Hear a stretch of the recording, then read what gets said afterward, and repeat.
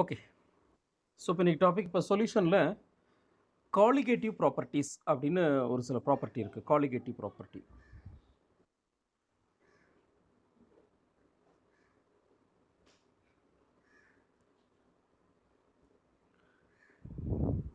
அது என்ன sir colligative property அப்படின்னா, நான் இதை சொல்கிறதுக்கு முன்னாடி ஒரு சின்ன கான்செப்ட் ஒன்று சொல்லிடுறேன். இப்போ நான் ஒரு பீக்கர் எடுத்துக்கிறேன், ஒரு க்ளோஸ்டு பீக்கர். இந்த பீக்கரில் ப்ளஸ் ஒரு சால்வெண்ட். என்ன சால்வெண்ட் எடுக்கிறேன்னா, ஃபார் எக்ஸாம்பிள் லைக் வாட்டரே எடுத்துக்கிறேன், H2O வாட்டர் எடுத்துக்கிறேன். இங்கே வாட்டர் வந்து ஒரு சால்வெண்ட். இது என்ன சால்வெண்ட் அப்படின்னா வேலட்டைல் சால்வெண்ட் அப்படின்னு சொல்லுவாங்க. இது சால்வெண்ட் வந்து வேலட்டைல் சால்வெண்ட். சார் வேலட்டைல் அப்படின்னா என்ன சார்னா ஈஸிலி எவாப்ரேட்டட், ஈஸிலி எனக்கு எவாப்ரேட் ஆகிற மாதிரி இருக்க ஒரு வேலட்டைல் சால்வெண்ட். இங்கே என்ன நடக்கும் அப்படின்னு பார்த்தீங்கன்னா, இந்த வாட்டர் லிக்விடாக இருக்கு இல்லைங்களா, இந்த லிக்விட்லேருந்து ஒரு சில வாட்டர் பார்ட்டிக்கல் என்ன ஆகுன்னா எஸ்கேப் ஆகி இப்படி மேலே போகும்.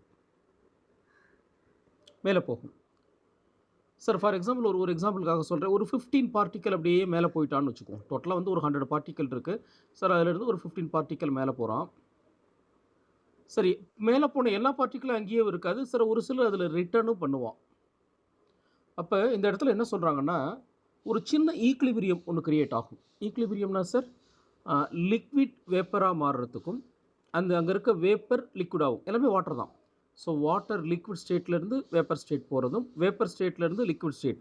ஸோ அப்போ ஒரு ஈக்லிபிரியம் கிரியேட் ஆகும். சரி சார், இப்போ ஈக்லிபிரியம் கிரியேட் ஆயிடுச்சு. இந்த ஈக்லிபிரியம் ஸ்டேட்டில் எனக்கு ஒரு சில பார்ட்டிக்கல் மட்டும் அப்படியே அந்த ஈக்லிபிரியம் ஸ்டேட்டில் ஸ்டேபிளாக இருக்கிறான், அப்படியே இருக்கிறான், கான்ஸ்டண்ட்டாக இருக்கான்னு வச்சுக்கோங்க. சரி, எவ்வளவு பார்ட்டிக்கல் அப்படி இருக்கான்னா, ஒரு எக்ஸாம்பிளுக்கு சொல்கிறேன். ஒரு 10 பார்ட்டிக்கல் இருக்கான். ஒரு 10 பார்ட்டிக்கல் அப்படியே இருக்கான்,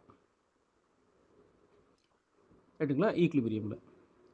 இந்த இடத்துல இந்த 10 பார்ட்டிக்கலும் ஒரு பர்டிகுலர் வேப்பர் ப்ரெஷரை கிரியேட் பண்ணுவான்.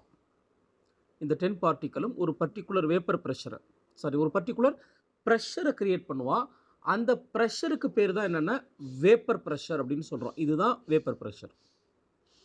சார் அப்போ வேப்பர் ப்ரெஷர் அப்படின்னா என்ன சார் அப்படின்னா, ஒரு பர்டிகுலர் சால்வெண்ட் வந்து லிக்விட் ஸ்டேட்லேருந்து எவாப்ரேட் ஆகி வேப்பர் ஸ்டேட்டுக்கு போய் அப்போ ஒரு ப்ரெஷரை கிரியேட் பண்ணுறான். அந்த ப்ரெஷருக்கு பேர் வேப்பர் ப்ரெஷர், அவ்வளோதான். ஸோ இப்போ நான் பியூர் சால்வெண்ட் மட்டும்தான் எடுத்திருக்கேன். பியூர் சால்வெண்ட்டில் இருக்கப்போ இந்த வேப்பர் ப்ரெஷர் அப்படிங்கிறது நார்மலாக ஒரு பர்டிகுலர் அமௌண்ட் இருக்குது. எவ்வளோ சார் இருக்குன்னா, நான் ஒரு எக்ஸாம்பிளுக்காக சொல்கிறேன். இப்போ ஒரு 10 பார்ட்டிக்கல் மேலே இருக்குது சார். அப்போ ஒவ்வொரு பார்ட்டிக்கலும் ஒரு ப்ரெஷர் அப்படின்னு எடுத்துக்கங்க. எனக்கு அப்போ வேப்பர் ப்ரெஷர் எவ்வளோ சார் இருக்குன்னா, ஒரு 10 வேப்பர் ப்ரெஷர் இருக்குது அப்படின்னு ஒரு எக்ஸாம்பிளுக்காக. இப்போ வாட்டர் மாலிகுலில் வந்து எனக்கு ஒரு வேப்பர் ப்ரெஷர் எவ்வளோ இருக்குன்னா ஒரு 10 இருக்குது. இப்போ நான் என்ன பண்ணுறேன், ஒரு நான் வேலட்டைல் சொல்யூட் எடுக்கிறேன். நான் வேலட்டைல் சொல்யூட்னா யார் சார்? இப்போ ஃபார் எக்ஸாம்பிள் சுகர் எடுக்கிறேன். சுகர் இல்லை சால்ட் எடுத்துக்கங்க. சுகர் இல்லை ஏதோ ஒரு சால்ட் எடுத்துக்கங்க. நான் என்ன பண்ணுறேன், இதிலிருந்து ஜஸ்ட் ஒரு 4 பார்ட்டிக்கல், ஒரு 4 பார்ட்டிக்கல் மட்டும் என்ன பண்ணுறேன்னா இதில் ஆட் பண்ணுறேன். ஒரு 4 பார்ட்டிக்கலை நான் இந்த பீக்கரில் ஆல்ரெடி யார் இருந்தாங்கன்னா சால்வெண்ட் இருந்தான். இப்போ நான் சொல்யூட் ஆட் பண்ணுறேன். இந்த சால்வெண்ட் அண்ட் சொல்யூட் ரெண்டும் கம்பைன் ஆனால் எனக்கு என்ன கிடைக்கும்னா சொல்யூஷன் கிடைக்கும். இப்போ நான் சொல்யூட்டை ஆட் பண்ணதுக்கப்புறம் இந்த பீக்கருக்குள்ளே இப்போ என்ன இருக்குன்னா சொல்யூஷன் இருக்குது. ஏன்னா அந்த சால்வெண்ட்டில் எனக்கு சொல்யூட் பார்ட்டிக்கல் உள்ளர ஆட் ஆயிடுச்சு. சார் இந்த இடத்துல இன்னொரு முக்கியமான ஒரு பிரச்சனை ஒன்று நடந்திருக்கு. என்ன பிரச்சனைனா சார், ஆல்ரெடி சால்வெண்ட்டாக இருக்கிறப்ப வாட்டர் வந்து பியூர் ஸ்டேட்டில் இருக்கிறப்ப எனக்கு ஒரு 10 வேப்பர் பார்ட்டிக்கல் எனக்கு இங்கே 10 வேப்பர் ப்ரெஷர் உள்ளே இருந்துச்சு. 10 வேப்பர் ப்ரெஷர்னா சார் ஒரு 10 பார்ட்டிக்கல் வேப்பராக இருந்துச்சு. அந்த வேப்பர் கிரியேட் பண்ண ப்ரெஷர் வேப்பர் ப்ரெஷர். இப்போ இந்த சொல்யூட் உள்ளே போகிறப்ப சும்மா போகல. இவன் என்ன பண்ணுறான் அப்படின்னா, ஒரு நான் எவ்வளோ பார்ட்டிக்கல் போச்சுன்னா ஒரு 4 பார்ட்டிக்கல் சொன்னேன். இந்த உள்ளே போகிற 4 பார்ட்டிக்கல் என்ன பண்ணுறான்னா, ஒவ்வொரு சொல்யூட் பார்ட்டிக்கலும் ஒரு வாட்டர் பார்ட்டிக்கலை எடுத்துக்கிட்டு உள்ளே கொண்டு போயிடுறான். அதாவது வேப்பரில் ஒவ்வொருத்தரும் ஒன்று எடுத்துக்கிட்டு உள்ளே போயிடுறான். சார் அப்போ இனிஷியலாக அந்த H2O எவ்வளோ இருந்துச்சுன்னா எனக்கு ஒரு 10 இருந்துச்சு. இப்போ நான் ஒரு 4 பார்ட்டிக்கல் ஆட் பண்ணதால் எனக்கு 4 பார்ட்டிக்கலை எடுத்துகிட்டு கீழே போயிட்டான். அப்போ எனக்கு மேலே வாட்டர் எவ்வளோ சார் இருக்குன்னா 6 பார்ட்டிக்கல் தான் இருக்குது. சார் இப்போ வேப்பர் ப்ரெஷர் எவ்வளோ சார் இருக்குன்னா எனக்கு வேப்பர் ப்ரெஷர் 6 தான் இருக்குது. சார் இதுதான் காலிகேட்டிவ் ப்ராப்பர்ட்டி. இது one of the colligative property. அப்போ காலிகேட்டிவ் ப்ராப்பர்ட்டினா என்ன சார்? ஒரு சொல்யூட்டை சால்வெண்ட்டில் ஆட் பண்ணுறப்ப அங்கே என்ன பிரச்சனை இருக்குது அப்படின்னு சொல்கிறோம். அதுதான் காலிகேட்டிவ் ப்ராப்பர்ட்டி. இன்னும் ஸ்பெசிஃபிக்காக இந்த இடத்துல சொல்லணும்னா, இன்னும் கொஞ்சம் டெஃபனேஷனாக சொல்லணும்னா, ஒரு வேலடைல் சால்வெண்ட்டில் நான் வேலடைல் சொல்யூட்டை ஆட் பண்ணுறப்ப, சார் அவன் உள்ளுக்குள்ளே அந்த ஃபிசிக்கலாக அவன்கிட்ட என்ன சேஞ்ச் நடக்குது ஃபிசிக்கலாக. இப்போ ஃபிசிக்கலாக நம்ம தெரிஞ்சு என்ன சேஞ்ச் நடந்திருக்குன்னா, வேப்பர் ப்ரெஷர் மாறி இருக்குது. வேப்பர் ப்ரெஷர் என்ன சார் மாறி இருக்குது? சார் இனிஷியலாக பியூர் ஸ்டேட்டில் இருக்கப்போ 10ன்னு இருந்த வேப்பர் ப்ரெஷர் எனக்கு இப்போ 6ன்னு மாறி இருக்குது. ஸோ இப்போ வேப்பர் ப்ரெஷரில் ஒரு சேஞ்ச் நடந்திருக்கு. ஸோ வேப்பர் ப்ரெஷர் மாறி இருக்கு. சரிங்களா? அப்போ இது ஒரு காலிகேட்டிவ் ப்ராப்பர்ட்டி. ஸோ இந்த காலிகேட்டிவ் ப்ராப்பர்ட்டிக்கு பேர் என்ன சார்? இந்த காலிகேட்டிவ் ப்ராப்பர்ட்டி என்ன சார் சொல்கிறாங்க? இதுக்கு என்ன சார் பேர் அப்படின்னா, இதுக்கு பேர் ரிலேட்டிவ் லோயரிங் த வேப்பர் ப்ரெஷர் அப்படின்னு பேருப்பா. இப்போ நம்ம பார்த்த இந்த கான்செப்டுக்கு பேர் தான் என்னென்னா, ரிலேட்டிவ் லோவரிங் த வேப்பர் ப்ரெஷர். ரிலேட்டிவ் லோவரிங் த வேப்பர் ப்ரெஷர், அதாவது சொல்யூட் பார்ட்டிக்கலை சால்வெண்ட்டில் ஆட் பண்ணுறப்ப வேப்பர் ப்ரெஷர் குறையுது. சார் இதுக்கான கண்டிஷன் அப்படின்னு அவங்க சொல்கிறது என்னென்னா, இந்த சொல்யூட் எப்படி இருக்கணும்னா, சொல்யூட் வந்து நான் வேலடைல். இது முக்கியமான வேர்டு சார். நான் வேலடைல் அப்படின்னா சார் நார்மலாக ரூம் டெம்பரேச்சரில் அவன் வந்து வேலடைலிட்டி இல்லை, ஈஸியால் எவாப்ரேட் ஆக மாட்டான். பட் சால்வெண்ட் எப்படி இருக்குன்னா வாலடைலாக இருக்கணும். ரைட்டுங்களா? இதுதான் ஃபஸ்ட்டு. சரி சார், வேப்பர் ப்ரெஷர் குறையுது. அப்போ நம்ம என்ன இதை ஃபஸ்ட்டு காலிகேட்டிவ் ப்ராப்பர்ட்டி நம்ம பார்க்க போகிறது என்னென்னா relative. So relative lowering in vapour pressure.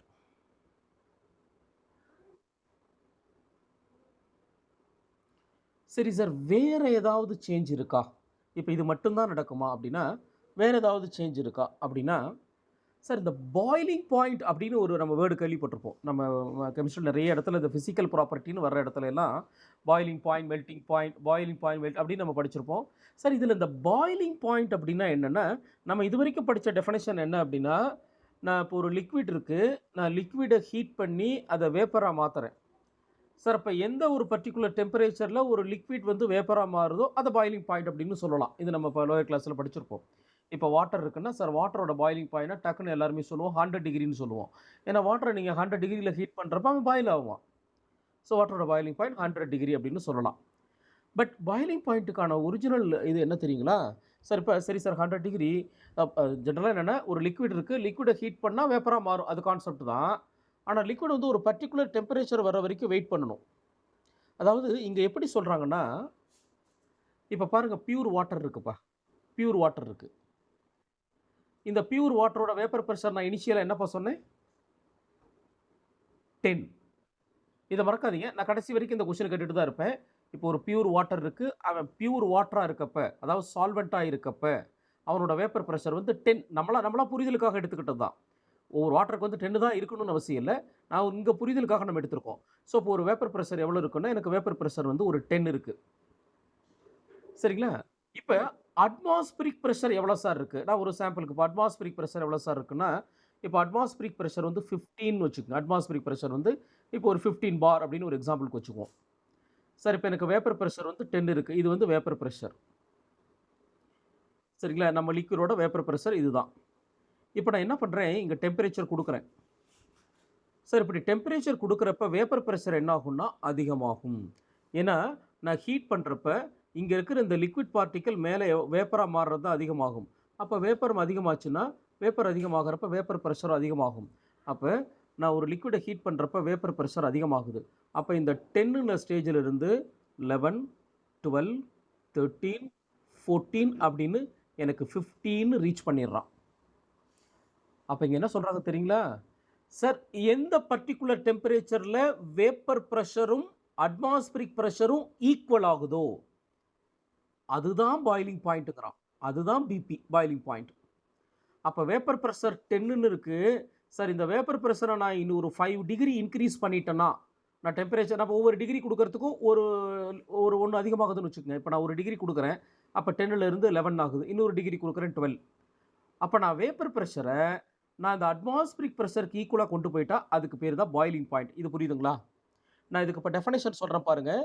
The boiling point of the liquid is the temperature at which its vapor pressure become equal to atmospheric pressure. Vapour pressure atmospheric ப்ரெஷருக்கு எப்போ equal ஆகுதோ அந்த temperature boiling point. ரைட்டுங்களா? Right sir. இது வந்து pure ஸ்டேட்டுக்கு okay. இப்போ நான் இதில் என்ன பண்ணேன், ஒரு 4 பார்ட்டிக்கல் சொல்யூட் எடுத்து இதில் ஆட் பண்ணுறேன். இதில் ஆட் பண்ணால் என்ன நடக்கும்னு நம்ம மேலே சொன்னோம்ப்பா. நான் இந்த சொல்யூட் பார்ட்டிக்கல் 4 பேர் உள்ளே போகிறவன் என்ன பண்ணுறான்னா, சார் இங்கே இருக்கிற ஈச் ஒன் வாட்டர் பார்ட்டிக்கலை எடுத்துக்கிட்டு தான் உள்ளே போகிறான். அப்போ இந்த வேப்பர் பார்ட்டிக்கல் 10லேருந்து எங்கே போயிடும் சார்? அப்படியே ரிவர்ஸ் அடித்து எனக்கு 6க்கு போயிடும். இப்போ வேப்பர் ப்ரெஷர் எவ்வளோ இருக்குது? 6. சார் இது வந்து சால்வெண்ட், இது சொல்யூஷனுங்களா? சரி சார்.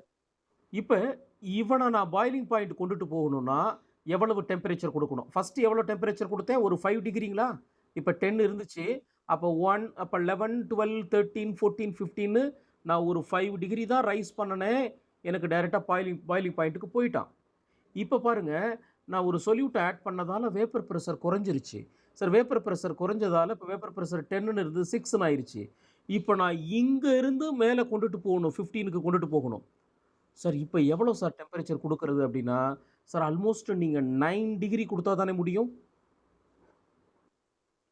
அப்போ பாருங்கள் சார், 5 டிகிரி கொடுத்துக்கிட்டு இருந்தேன்.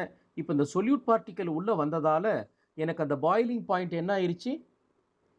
இன்க்ரீஸ் ஆயிடுச்சுங்களா? நம்ம ஃபஸ்ட்டு என்ன சொன்னோம்? வேப்பர் ப்ரெஷர் குறையுதுன்னு சொன்னோம். வேப்பர் ப்ரெஷர் குறையிறதுக்கு என்ன ஹெட்டிங் கொடுத்தாங்கன்னா, ரிலேட்டிவ் லோயரிங் இன் வேப்பர் ப்ரெஷர்னு கொடுத்தாங்க. இப்போ இங்கே என்ன சொல்கிறேன்னா, பாயிலிங் பாயிண்ட் இன்க்ரீஸ் ஆகுது. அப்போ இதுக்கு என்ன ஹெட்டிங் தெரியுங்களா? இது அடுத்த காலிகேட்டிவ் ப்ராப்பர்ட்டி. இதுக்கு பேர் வந்து எலிவேஷன். சார் எலிவேஷன்னா இன்க்ரீஸ் ஆகுதுங்கிறான். Elevation in boiling point BP. இது ரெண்டாவதுப்பா. இது புரியுதுங்களா? Okay sir. மூணாவது அடுத்தது காலிகேட்டிவ் ப்ராப்பர்ட்டி. நம்ம முதல்ல காலிகேட்டிவ் ஹெட்டிங்லாம் முடிச்சிடலாம், அதுக்கப்புறம் அது ஒரு டெஃபினேஷன் வருவோம். இப்போ அடுத்த காலிகேட்டிவ் ப்ராப்பர்ட்டி என்ன சார் அப்படின்னா, சரி ஓகே சார், பாயிலிங் பாயிண்ட்டுக்கு இது டெஃபினேஷன் ஓகே சார். அடுத்தது இந்த ஃப்ரீசிங் பாயிண்ட் இருக்கு இல்லைங்களா? ஃப்ரீசிங் பாயிண்ட்னா என்ன சார்? ஆக்சுவலாக ஃப்ரீசிங் பாயிண்ட் அப்படிங்கிறது என்னென்னா, இப்போ ஒரு லிக்விடே இருக்குது, நான் ஒரு ஃப்ரீசரில் எடுத்து வச்சுட்டேன் அப்படின்னா அவன் சாலிடாக மாற போகிறான். அப்போ அங்கே டெம்பரேச்சர் என்ன ஆகணும்னா குறைக்கணும். இப்போ ஃப்ரீசிங் டெம்பரேச்சர் எவ்வளோன்னா ஒரு 2 அப்படின்னு வச்சுக்குவோம். ஒரு 2 பார் அப்படின்னு வச்சுக்கோங்க. இதான் ஃப்ரீசிங் டெம்பரேச்சர்னு வச்சுக்கோங்க. ஒரு 2 டிகிரி அப்படின்னு வச்சுக்கோங்க. இப்போ பாருங்கள், பியூர் ஸ்டேட்டில் இருக்கப்போ எவ்வளோ பாருந்தா 10ங்களா சார்? இப்போ நான் 10லேருந்து டெம்பரேச்சர் குறைச்சிக்கிட்டே வரேன். 10ல் வேப்பர் ப்ரெஷர் 10ன்னு இருக்குது. இப்போ இது வந்து சாலிட், அதாவது ஒரு சாலிடுக்கும் வேப்பர் ப்ரெஷர் இருக்கும். இது சாலிடோட வேப்பர் ப்ரெஷர் தான் 2. சாலிடோட வேப்பர் ப்ரெஷர் 2.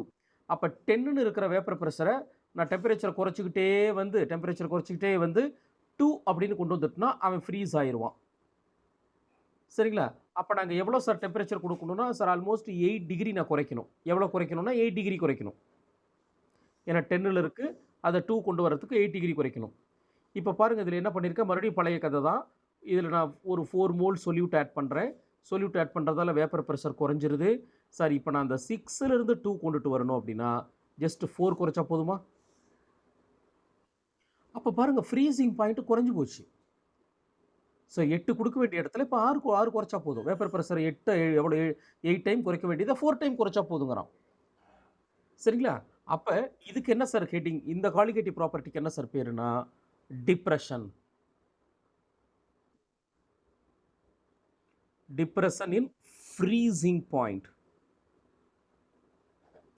அப்போ இந்த 3 பேருக்குமே பாருங்கள், நான் ஒரே டெஃபினேஷன் வச்சு தான் சொல்லியிருக்கேன். அந்த என்ன டெஃபினேஷன்? நமக்கு இதுதான் கான்செப்ட். அந்த டெஃபினேஷன் என்னென்னா, இப்போ இதுதான் கான்செப்ட். ஸோ ஒரு பியூர் சால்வெண்ட், அந்த பியூர் சால்வெண்ட்டில் some of the water particle escape ஆகுது. ஸோ அந்த எஸ்கேப் ஆகிறதுக்கு இடையில் ஒரு ஈக்லிபிரியம் எஸ்கேப் ஆகிறான் சார். மேலே போகிற எல்லாரும் அங்கேயே இருக்கிறதுல ஒரு சிலர் ரிட்டர்ன் ஆகிறான். அப்போ அங்கே ஒரு ஈக்லிபிரியம் கிரியேட் ஆகும். ஸோ அந்த ஈக்லிபிரியம் ஸ்டேஜில் எவ்வளோ பார்ட்டிக்கல் இருக்கோ அவன் ஒரு பர்டிகுலர் ப்ரெஷர் கிரியேட் பண்ணுவான். அந்த ப்ரெஷருக்கு பேர் வேப்பர் ப்ரெஷர். நான் இதில் ஒரு சொல்யூட் பார்ட்டிக்கல் ஆட் பண்ணுறதால உள்ளே போகிற சொல்யூட் பார்ட்டிக்கல் ஒவ்வொரு இந்த வேப்பராக இருக்கிற வாட்டர் மாலிகுல் எடுத்துக்கிட்டு தான் உள்ளே போகிறான். அப்போ வேப்பர் ப்ரெஷர் குறையுது. ஸோ அதை நம்ம என்ன சொன்னோம்னா ரிலேட்டிவ் லோவரிங் த வேப்பர் ப்ரெஷர்னு சொன்னோம் சார். அதால் பாயிலிங் பாயிண்ட் எப்படி இன்க்ரீஸ் ஆச்சு, ஃப்ரீசிங் பாயிண்ட் எப்படி டிக்ரீஸ் ஆச்சுன்னு சொன்னோம் சார். இது இல்லாத நாலாவது என்னென்னா ஆஸ்மாட்டிக் ப்ரெஷர் அப்படின்னு ஒன்று இருக்குது. Osmotic pressure. சார் இது என்ன ஆஸ்மாட்டிக் ப்ரெஷர் அப்படின்னா என்ன சார்னா, ஜஸ்ட் அதோட ஹெட்டிங் மட்டும் சொல்லிடுவோம். ஆஸ்மாட்டிக் ப்ரெஷர் அப்படிங்கிறது என்ன சார்னா, இப்போ நார்மலாக நான் ஒரு பீக்கர் எடுத்துக்கிறேன் சார். இந்த பீக்கரில் இப்போ சென்டரில் வந்து ஒரு செமி பர்மியபிள் மெம்பரேனால் அப்படி ஃபிக்ஸ் பண்ணிக்கிறேன். ப்ளஸ் பர்டிகுலர் சால்வெண்ட் மட்டும் இப்போ போட்டு வச்சுருக்கேன். இப்போ சால்வெண்ட் வாட்டரை கூட எடுத்துக்கங்க, சால்வெண்ட் போட்டிருக்கேன். ப்ளஸ் இந்த மாதிரி apparatus இருக்குது.